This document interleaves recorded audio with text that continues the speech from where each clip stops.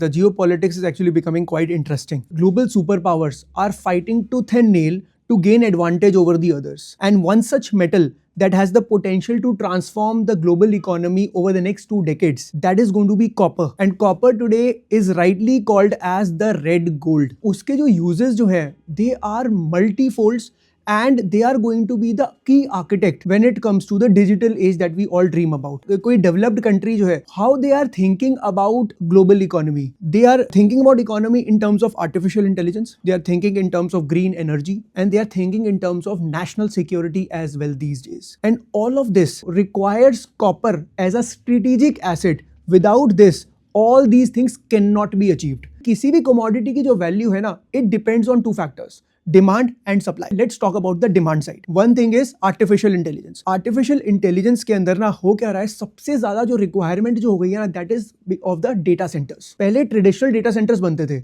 उसके अंदर 5,000 to 15,000 tons of copper की requirement रहती थी for every data center. लेकिन आज की डेट में क्या हो गया, अगर आपको AI generated data centers चाहिए तो उसके अंदर उससे कई multiples में आपको इतने tons of copper चाहिए for making one data center only. साथ में अगर मैं बात करूं, जितने भी आपके ग्रीन एनर्जी आ जाती है, अब इलेक्ट्रिक व्हीकल हो, चाहे वो सोलर हो, चाहे वो विंड पावर हो, इन सब के अंदर कॉपर की रिक्वायरमेंट है. पहले जो बैटरीज डलती थी उनके अंदर क्या रहता था कि उनके अंदर कॉपर की रिक्वायरमेंट थी, लेकिन अब जो ग्रीन एनर्जी जो आ रही है ना, इसके अंदर 6 to 12 टाइम्स ज्यादा यूज हो रही है इसके अंदर. मतलब अगर एक कार में पहले अगर एक 20 kg ऑफ कॉपर को यूज कर रहे थे, तो अब आपको almost 70 to 80 kgs of copper wires को यूज करना पड़ रहा है in order to power that particular car itself. Third thing जो आ जाती है ना, that is national security. Over the last 3-4 years, or I would say at least from the Russia-Ukraine war, the world actually has become quite unstable, and that is why every country